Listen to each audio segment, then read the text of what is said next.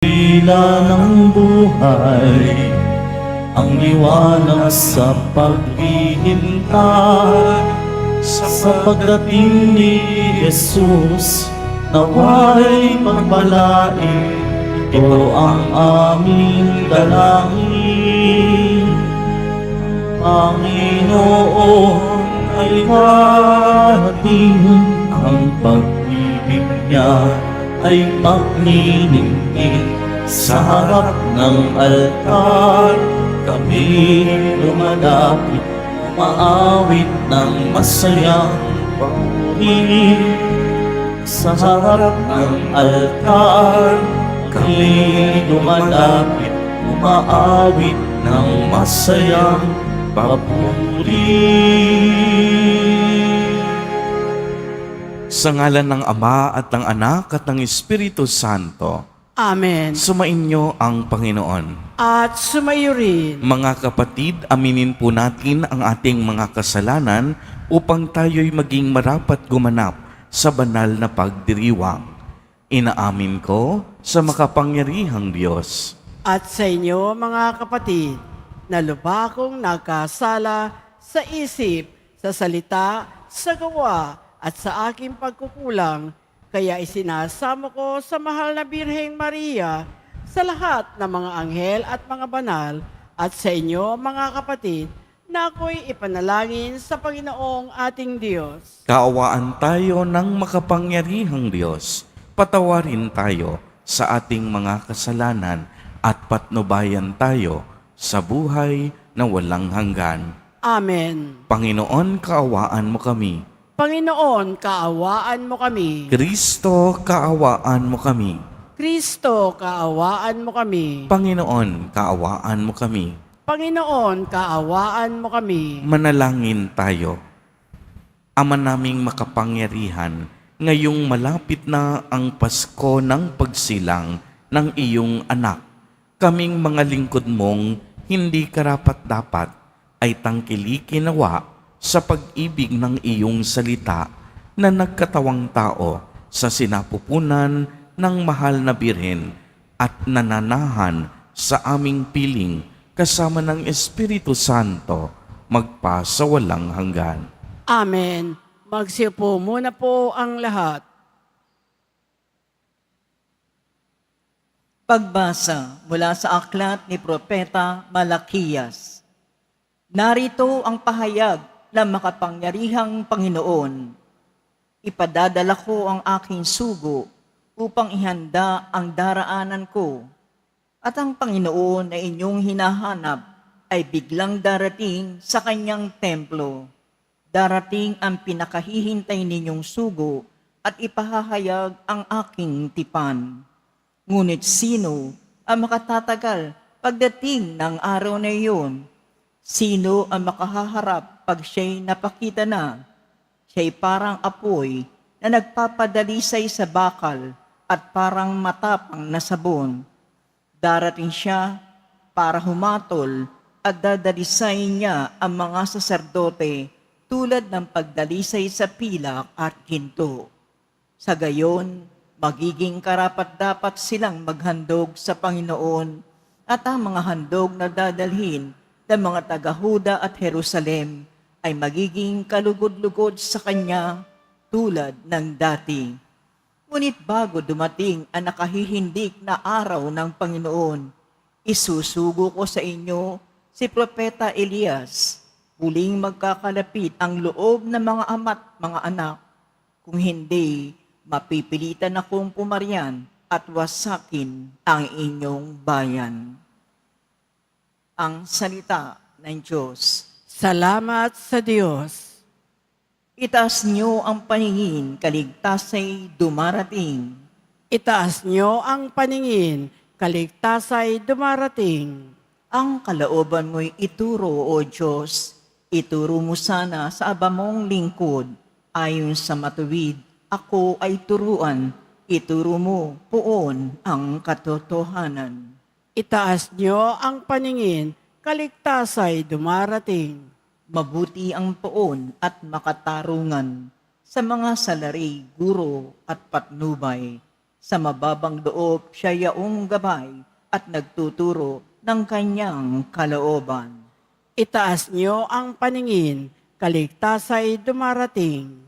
Tapat ang pag-ibig, siyang umaakay sa tumatalima sa utos at tipan. Sa tumatalimay, siya'y kaibigan at tagapagturo ng banal na tipan. Itaas niyo ang paningin, kaligtasa'y dumarating. Magsitayo na po ang lahat.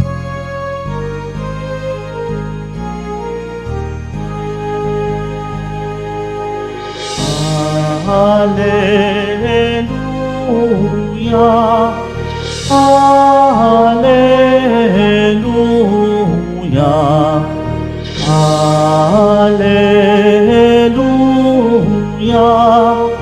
Hallelujah.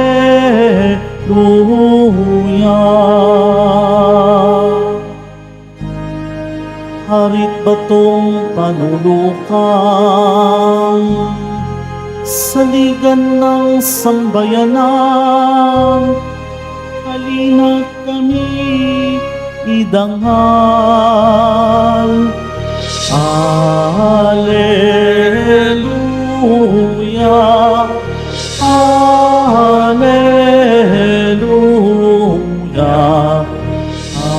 Alleluia,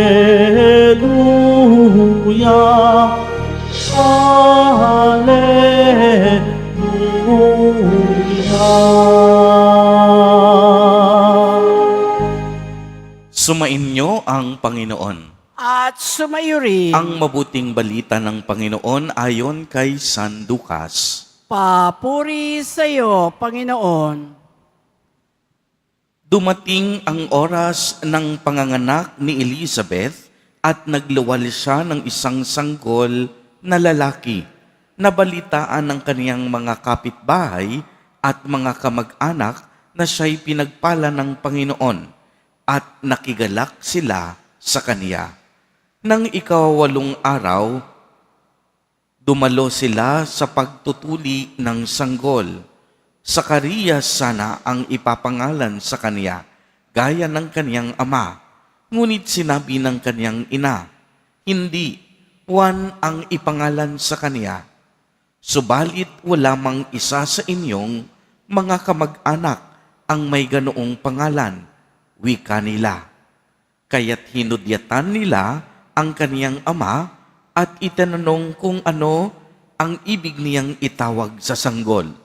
Humingi siya ng masusulatan at sumulat ng ganito, Juan ang kaniyang pangalan, at namangha silang lahat. Pagdakay, nakapagsalita siya at nagpuri sa Diyos. Natakot ang lahat ng kanilang kapitbahay. Ano pat naging usap-usapan sa buong kaburulan ng Judea ang mga bagay na ito. Pinakaisip-isip ito ng lahat ng nakakaalam at ang kanilang tanong, magiging ano kaya ang batang ito sapagkat maliwanag na sumasa kanya ang Panginoon. Ang mabuting balita ng Panginoon.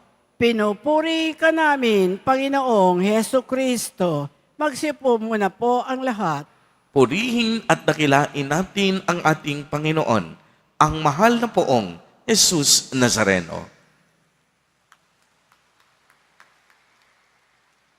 Mga kapatid kay Kristo at mga kadiboto, malugod po namin kayong tinatanggap sa Basilica Minor at Pambansang Dambana ni Jesus Nazareno. Ang ebanghelyo po natin sa araw na ito ay tungkol sa pagsilang kay San Juan Bautista. Siya po ang pinili at hinirang ng Diyos upang ihanda ang daranaanan ni Jesus Nazareno. Ang kaniyang pagsilang ay isang mabisang tanda na tinutupad ng Diyos ang lahat ng kaniyang pangako. Dito, masasabi natin na kailanman ang Diyos ay mabuti at tapat sa lahat ng kaniyang sinasabi. Binigay ng Diyos ang kaniyang sarili sa pamamagitan ni Jesus Nazareno upang ipadama sa atin ang kaniyang pagmamahal, pag-aaruga at walang ibayong paglingap. Kaya nga narinig natin sa Ebanghelyo, matatandaan natin ang paglilihi kay Juan Bautista, ibinalita pa ng Anghel Gabriel kay Zacarias. Subalit anong ginawa ni Zacarias? Hindi agad siya naniwala. Nagduda siya at napakadami niyang katanungan. Hindi niya lubos maisip na ang kaniyang asawang si Elizabeth, napakatanda na at isa pang baog, ay pwede pang magkaanak. Dahil sa katigasan ng kaniyang puso at kawalan ng pananampalataya, ginawa siyang pipi at bingi. Kaya sa pagsilang ng anak ni Elizabeth, tinanong si Zacarias kung ano ang ipapangalan sa anak. Sinulat niya ito sa isang tableta dahil hindi na nga siya makapagsalita. At ang isinulat niya, Juan ang kaniyang pangalan dahil ito mismo ang pangalang ibinigay ng Diyos. At pagkatapos noon, pagmasdan ninyo, nung tinupad na niya ang kalooban ng Diyos, muling nakarinig at nakapagsalita si Zacarias. Ang pangalan pong Juan ay galing sa wikang Hebreo, Yohanan, na ang kahulugan, ang Diyos ay mapagpala. Sinasabi po na marami na ang iyong pangalan ay ang iyong pagkakakilanlan. Kaya nga si San Juan Bautista, tanda ng pagpapala ng Diyos. Dahil pagkatapos ng napakahabang paghihintay at minsan na nga humahantong sa punto ng kawalang pag-asa ng mga magulang ni Juan, si Zacarias at si Elizabeth, pinagpala pa rin sila ng Panginoon. Alam po ninyo, tayo rin minsan, kagaya ni Zacarias, na sa napakaraming pagkakataon ng ating buhay, minsan ay nawawalan din tayo ng pag-asa kapag hindi agad-agad sinasagot ng Diyos ang lahat ng ating kahilingan. Minsan, nawawalan tayo ng gana kapag hindi sumasang-ayon ang takbo ng panahon sa ating mga kagustuhan. Minsan naman, naiinip agad tayo kasi gusto natin na oo agad ang sagot ng Diyos sa ating panalangin. Sa kawalan ng ating pananampalataya, mabilis tayong sumuko sa mga hamon ng buhay. Mga kapatid kay Kristo, ipinapaalala sa atin ng ating Ebanghelyo, kahit ilang beses tayong hindi maging tapat sa Diyos, kagaya ni Zacarias, ang Diyos mananatiling tapat sa atin. Kahit ilang beses tayong magtampo sa Diyos, ang Diyos patuloy tayong uunawain. Kahit ilang beses tayong lumayo, ang Diyos patuloy na maghihintay. Handa ang Diyos na gumawa ng mga dakilang bagay sa ating buhay basta makipagtulungan tayo sa Kanya at dapat bubuksan natin ang ating puso sa Kaniyang kalooban. Kaya naman, mula sa kawalang pananampalataya ni Zacarias, nagkaroon siya ng ibayong pananampalataya at sa kaniyang muling pagtitiwala, pinagpala si Zacarias ng Diyos. Siksik, liglig, at umaapaw pa. Kaya nga ang taong tunay na may pananampalataya, marunong dapat na maghintay. Ang tunay na deboto, marunong umasa sa awa ng Diyos. At dapat nabubuhay tayong lagi sa pag-ibig ng Diyos. Kung sa tao, imposible ang maraming bagay, para sa Diyos, basta't mabuti at tama, walang imposible. Uulitin ko po, napakahalaga nito. Kung sa tao, maraming mga bagay ang imposibleng makamit at magawa natin. Para sa Diyos, basta tama at mabuti, walang imposible. Kaya kung hiniling ka sa Kanya na ang akala mo ay imposible, huwag kang magduda. Basta buo ang iyong pananalig. Tiyak yon, pakikinggan niya ang lahat ng mga bulong ng iyong puso. Amen. Purihin at dakilain natin ang ating Panginoon, ang mahal na poong Jesus Nazareno.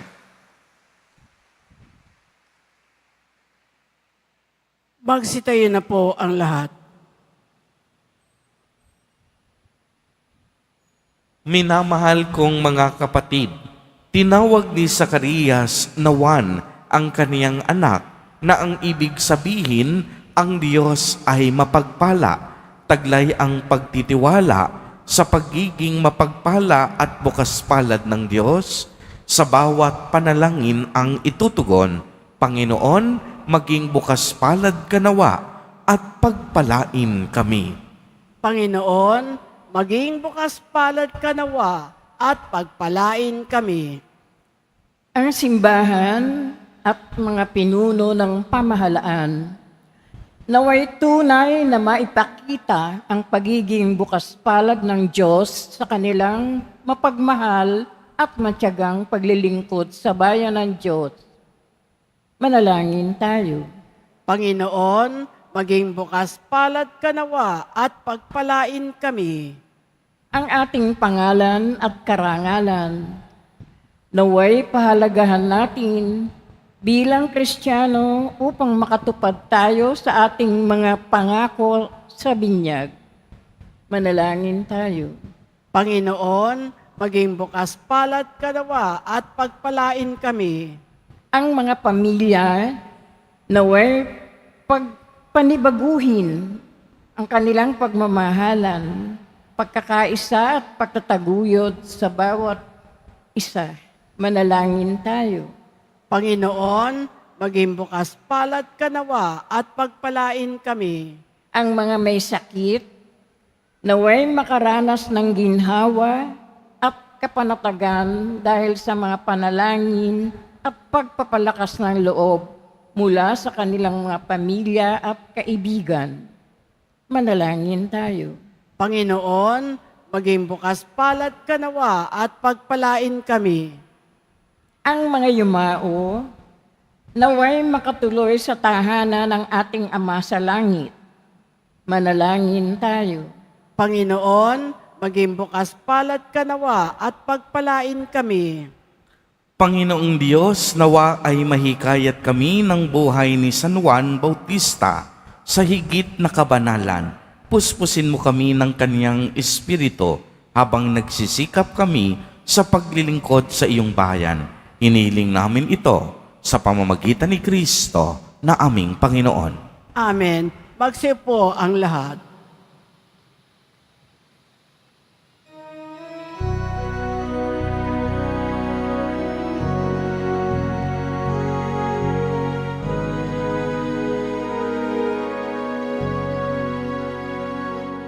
Panginoon Diyos, Ama, aming mundo ngayon, ang harapan ay darasaan mo. Pati puso namin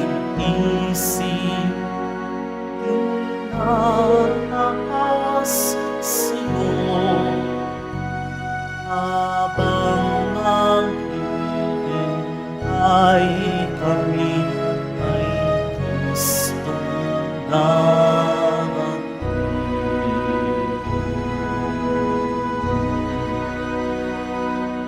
Magsitayo na po ang lahat. Manalangin kayo mga kapatid upang ang paghahain natin ay kalugdan ng Diyos amang makapangyarihan. Tanggapin nawa ng Panginoon itong paghahain sa iyong mga kamay sa kapurihan niya at karangalan sa ating kapakinabangan at sa buong sambayanan niyang banal. Ama naming lumikha, ang paghahain ito na nagdudulot sa amin ng ganap na pagsamba sa iyong kadakilaan ay maging lubos nawang pakikipagkasundo namin sa iyo upang maipagdiwang namin ng may dalisay na loob ang pinagbuhatan ng aming manunubos na namamagitan kasama ng Espiritu Santo magpa sa walang hanggan. Amen. Sumainyo ang Panginoon. At sumayo rin. Itaas sa Diyos ang inyong puso at diwa. Itinaas na namin sa Panginoon. Pasalamatan natin ang Panginoong ating Diyos. Marapat na siya ay pasalamatan. Ama naming makapangyarihan, tunay ngang marapat na ikaw ay aming pasalamatan. Sa pamamagitan ni Jesucristo na aming Panginoon, ang pagsusugo mo sa Kanya ay ipinahayag ng lahat ng mga propeta. Ang pagsilang niya ay pinananabikan ng mahal na birheng Kaniyang inang tunay. Kaya kaisa ng mga anghel na nagsisiawit ng papuri sa iyo, nang walang humpay sa kalangitan, kami nagpupuni sa iyong kadakilaan. Santo, Santo, Santo, Panginoong Diyos na mga hukbo, na pupuno ang langit at lupa ng kadakilaan mo, Hosana sa kaitaasan, pinagpala ang naparirito sa ngalan ng Panginoon, Hosana sa kaitaasan, magsiluhod po ang lahat. Ama naming banal, ikaw ang bukal ng tanang kabanalan. Kaya't sa pamamagitan ng iyong Espiritu, ay gawin mo pong banal ang mga kaloob na ito upang para sa amin ay maging katawan na tugo ng aming Panginoong Jesucristo. Bago niya pinagtiis ang kusang loob na maging handog, hinawakan niya ang tinapay, pinasalamatan kaniya, pinagati-hati niya iyon, iniabot sa kaniyang mga alagad at sinabi, "Tanggapin ninyong lahat ito at kanin. Ito ang aking katawan na ihahandog para sa inyo."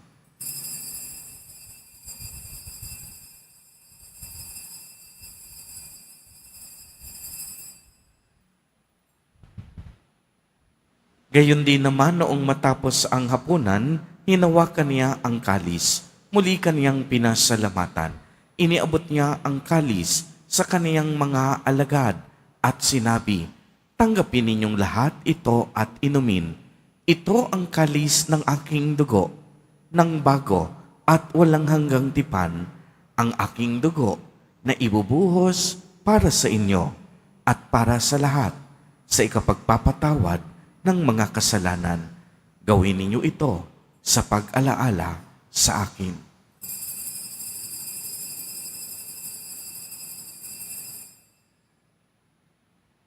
Magsitayo na po ang lahat. Ang misteryo ng pananampalataya.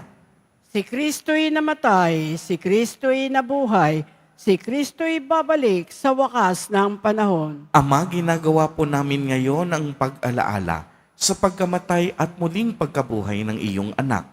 Kaya't iniaalay namin sa iyo ang tinapay na nagbibigay buhay at ang kalis na nagkakaloob ng kaligtasan. Kami po'y nagpapasalamat dahil kami iyong minarapat na tumayo sa harap mo para maglingkod sa iyo. Isinasamo namin na kaming magsasalo-salo sa katawan at dugo ni Kristo ay mabuklod sa pagkakaisa sa pamamagitan ng Espiritu Santo. Ama, lingapin mo po ang iyong simbahang laganap sa buong daigdig. Puspusin mo kami sa pag-ibig kay isa ni Francisco na aming Santo Papa at ni Jose na aming Obispo at ng Tanang Kaparian, alalahanin mo rin ang mga kapatid naming nahimlay nang may pag-asang sila'y muling mabubuhay, gayon din ang lahat ng mga pumanaw. Kaawaan mo po sila at patuloyin sa iyong kaliwanagan. Kaawaan mo't pagindapatin kaming lahat na makasalo sa iyong buhay na walang wakas.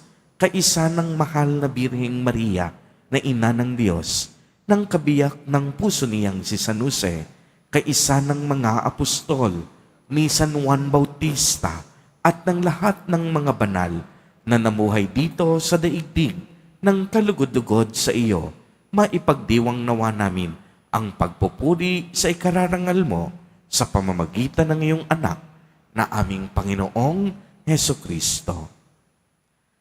Sa pamamagitan ni Kristo, kasama niya at sa Kaniya, ang lahat ng parangal at papuri ay sa iyo, Diyos amang makapangyarihan, kasama ng Espiritu Santo, magpa sa walang hanggan. Amen. Sa tagubili ng mga nakagagaling na utos at turo ni Jesus na Panginoon natin at Diyos, ipahayag po natin ng lakas loob. Ama namin, sumasalangit ka. Sambahin ang ngalan mo, mapasa amin ang kaharian mo, sundin ang loob mo dito sa lupa para nang sa langit. Bigyan mo kami ngayon ng aming kakanin sa araw-araw at patawarin mo kami sa aming mga sala para nang pagpapatawad namin sa nagkakasala sa amin at huwag mo kaming ipahintulot sa tukso at iadya mo kami sa lahat ng masama.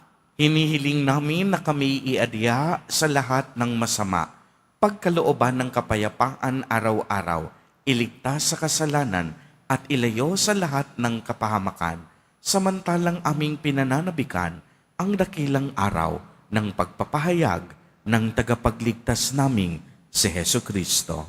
Sapagkat sa iyo ang kaharian at ang kapangyarihan at ang kapurihan magpakailanman. Amen. Panginoong Hesukristo, sinabi mo sa iyong mga apostol, kapayapaan ang iniiwan ko sa inyo, ang aking kapayapaan ang ibinibigay ko sa inyo.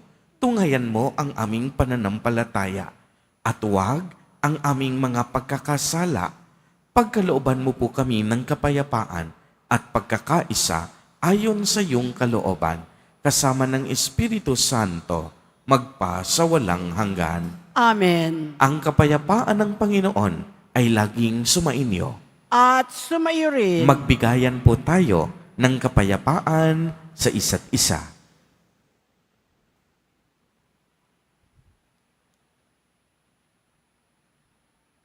Kordero ng Diyos na nag-aalis ng mga kasalanan ng sanlibutan, maawa ka sa amin.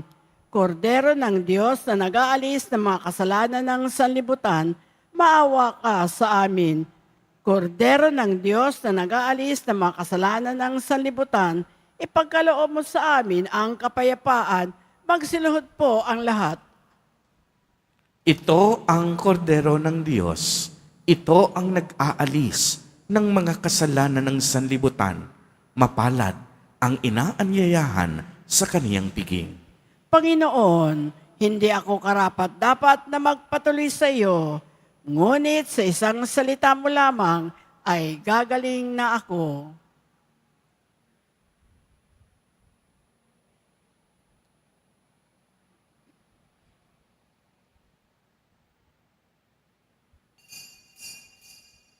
Para sa lahat ng tatanggap ng banal na komunyon, sasagot po tayo ng amen pagkasabi ng pare o ng lay minister ng katawan ni Kristo at isubo agad sa bibig bago umalis sa harapan ng pare o lay minister. Sumunod po tayo.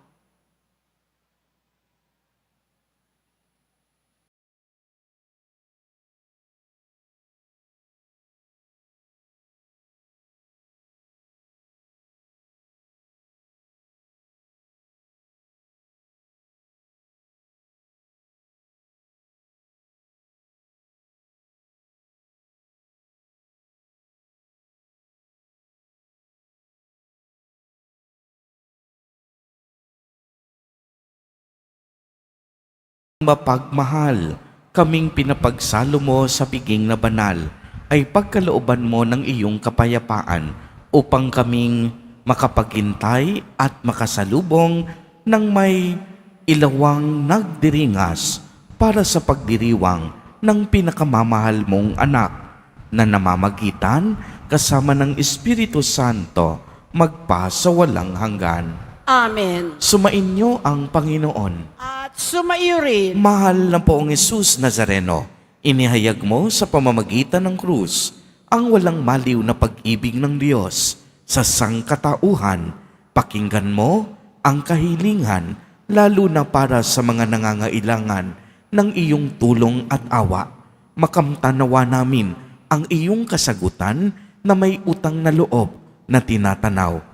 Basbasan din po ninyo itong mga imahen at dasalan upang lalo kaming manalangin at magtiwala sa pamamagitan ng bendisyon na ito, naway lalo kaming maging mapaglingkod, masunurin at tapat sa iyo na aming maluwalhating Panginoon magpa sa walang hanggan. Amen. At pagpalain po kayong lahat at ng inyong buong pamilya ng makapangyarihang Diyos, Ama, Anak, at Espiritu Santo. Amen. Humayo kayong taglay ang pag-ibig at kapayapaan ng poong Jesus Nazareno. Salamat sa Diyos.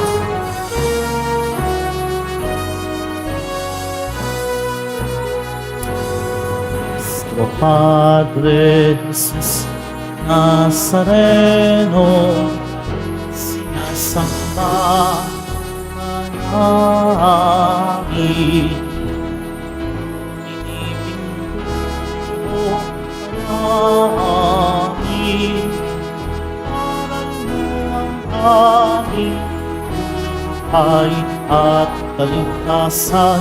Nuestro Padre Jesus Nazareno, iligtas mo kami sa kasalanan. Ang krus mong pinamatayan ay sagisag ng aming kaligtasan. Nuestro Padre Jesus Nazareno, inarangal ka namin. Nuestro Padre Jesus Nazareno, iluwalhati ka namin. Nuestro Padre Jesus Nazareno, inarangal ka namin. Nuestro Padre Jesus Nazareno, iluwalhati ka namin.